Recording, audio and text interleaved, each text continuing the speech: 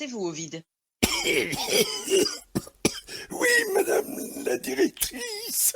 Est-ce que Monsieur Badin est venu? Ah oui, madame la directrice. Monsieur Badin est là? Parfaitement.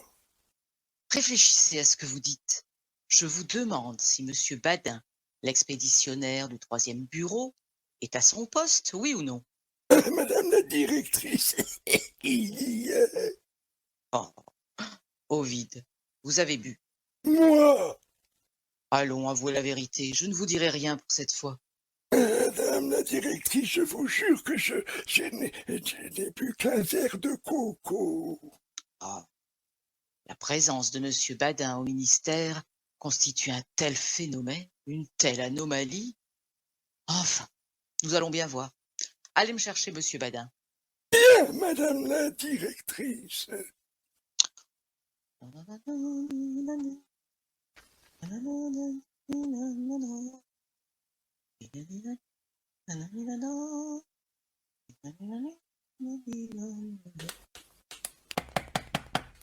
Très Madame la directrice. bonjour, Monsieur Badin. Entrez donc, Monsieur Badin, et prenez un siège, je vous prie.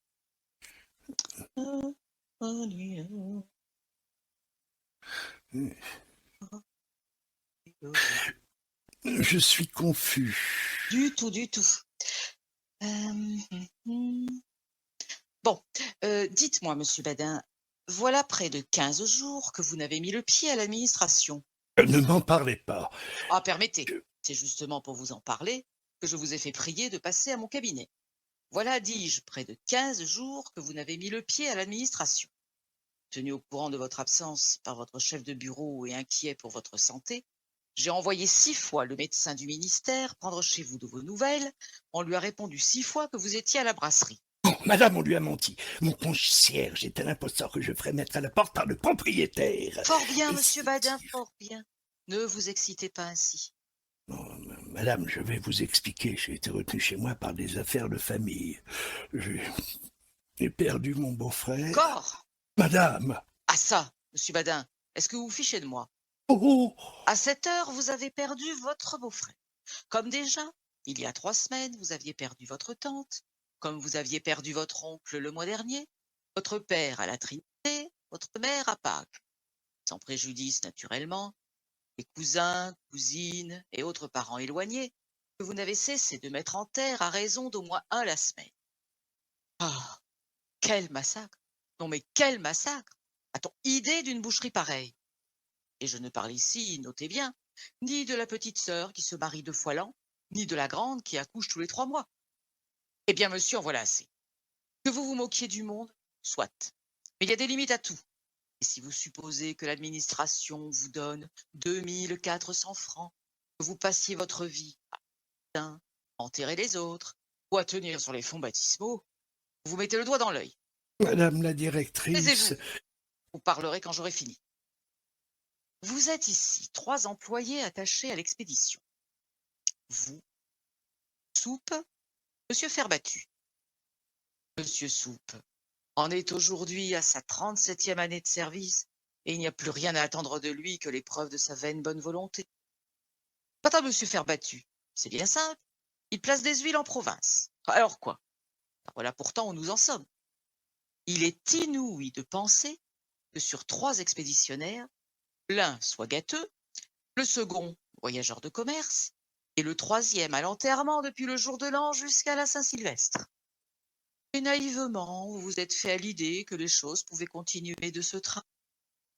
Non, Monsieur Badin, 100 fois non. J'en suis lasse, moi, des enterrements, et des mariages, et des baptêmes. Désormais, c'est de 2 choses l'une, la présence ou la démission. Choisissez. Si c'est la démission, je l'accepte. Je l'accepte à l'instant même. Est-ce clair? Si c'est le contraire, vous me ferez le plaisir d'être ici chaque jour sur le coup de 10 heures, et ceci à partir de demain. Est-ce clair? J'ajoute que le jour où la fatalité, cette fatalité odieuse qui vous poursuit, semble se faire un jeu de vous persécuter, viendra vous frapper de nouveau dans vos affections de famille, je vous balancerai, moi. Est-ce clair? Euh, vous me faites bien de la peine, madame la directrice. Ah, la façon dont vous me parlez, je vois bien que vous n'êtes pas contente. Allons donc. Mais vous vous trompez. Je suis fort satisfaite, au contraire. Oh, ça vous raillez. Moi, monsieur Badin, que j'eusse une âme si traîtresse, qu'un si lâche dessein. Oh, si, madame, vous raillez. Vous êtes comme tous ces imbéciles qui trouvent plaisant de me taper sur le ventre et de m'appeler employé pour rire. Pour rire. Ah, Dieu vous garde, madame, de vivre jamais un quart d'heure de ma vie d'employé pour rire. Pourquoi ça? Écoutez, madame, n'avez-vous jamais réfléchi au sort du pauvre fonctionnaire qui systématiquement, opiniâtrement ne veut pas aller au bureau et que la peur d'être mis à la porte hante, poursuit, torture, martyrise d'un bout de la journée à l'autre? Ah, ma foi non. Ah, eh bien, madame, c'est une chose épouvantable. Ah, c'est la ma vie, cependant. Ah, tous les matins, je me raisonne, je me dis, va au bureau, madame. Voilà plus de 8 jours que tu n'y es allé. Je m'habille alors, et je pars, et je me dirige vers le bureau. Mais oui, entre à la brasserie. Je prends un boc, 2 bocs, 3 bocs. Je regarde marcher l'horloge, pensant quand elle marquera l'heure, je me rendrai à mon ministère. Et malheureusement, quand elle a marqué l'heure, j'attends qu'elle marque le quart. Quand elle a marqué le quart, j'attends qu'elle marque la demi. Quand elle a marqué la demi, vous vous donnez le quart d'heure de grâce. Et parfaitement. Après quoi, je me dis, il est trop tard, j'aurai l'air de me moquer du monde, ce sera pour une autre fois. Ah, quelle existence, mais quelle existence! Moi qui avais un si bon estomac, un si bon sommeil, une si belle gaieté, je ne prends plus plaisir à rien. Tout ce que je mange me semble amer comme du fiel. Si je sors, je longe les murs comme un voleur, l'œil aux aguets, avec la peur incessante de rencontrer un de mes chefs. Et si je rentre, c'est avec l'idée que je vais trouver chez le concierge mon arrêté de révocation. Ah, je vis sous la crainte du renvoi, comme un patient sous le coup. Adieu. Une question, monsieur Badin. Oui. Est-ce que vous parlez sérieusement? Oh, bah tiens, j'ai bien le cœur à la plaisanterie. Mais réfléchissez donc, madame la directrice. Les 3000 francs qu'on me donne ici, je n'ai que cela pour vivre, moi. Hein, et que deviendrai-je le jour inévitable, hélas, où on ne me les donnera plus? Oh, car enfin, je ne me fais aucune illusion. J'ai 35 ans, âge terrible, où le malheureux qui a laissé échapper son pain doit renoncer à l'espoir de le retrouver. Et ça, c'est pas gai tout cela, c'est pas gai, hein. Aussi, moi, je me fais un sang. Oh, mais madame, j'ai maigri de 20 livres depuis que je ne suis jamais au ministère. Ah, ça, regardez plutôt mes mollets, si on ne dirait pas des bougies. Et si vous pouviez voir mes reins, oh, des vrais reins de chat écorché. Oh, c'est lamentable. Tenez, madame, nous sommes entre nous. Nous pouvons bien nous dire cela. Ce matin, j'ai eu la curiosité de regarder mon derrière dans la glace. Eh bien, j'en suis encore malade. Rien que d'y penser. Oh non, mais quel spectacle! Un pauvre petit derrière de rien du tout, gros comme à peine les 2 poings. Oh non, mais ça, je n'ai plus de fesses, hein. Elles ont fondu. Ah, le chagrin, naturellement, les angoisses continuelles, les affres. Avec ça, je tousse la nuit, j'ai des transpirations, je me lève des 5 à 6 fois pour aller boire au pot à eau. Ah, ça finira mal tout ça, ça me jouera un mauvais tour. Eh bien, mais venez au bureau, monsieur Badin. Oh, impossible, madame la directrice. Pourquoi? Je ne peux pas, ça m'embête. Oh, si tous vos collègues tenaient ce langage. Ah, je vous ferai remarquer, madame la directrice, avec tout le respect que je vous dois, qu'il n'y a pas de comparaison à établir entre moi et mes collègues.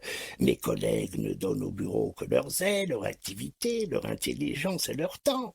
Moi, c'est ma vie que je lui sacrifie. Attendez, c'est pitoyable, C'est assez mon avis. n'est-ce pas? Absolument. Remettez-moi votre démission, je la transmettrai au ministre. Ah oui, mais comment ça, ma démission? Mais enfin, madame, je ne songe pas à démissionner, je demande seulement une augmentation. Comment? Une augmentation? Ah, dame, madame, il faut être juste. Je ne peux pourtant pas me tuer pour 200 francs par mois.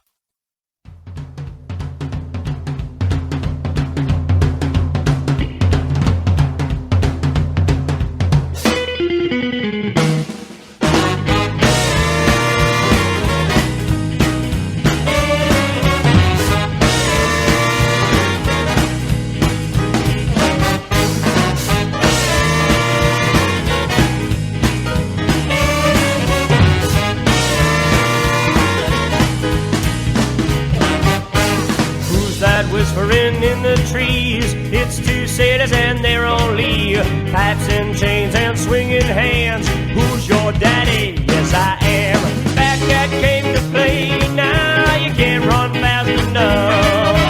You best stay away when the pushers come to shove. Shoot some riot, throw back a bottle of beer. Shoot some riot, a bullet hole through your cold black hair. Riot, throw back a bottle of beer. Shoot riot, a bullet hole through your cold black hair. Blow, daddy.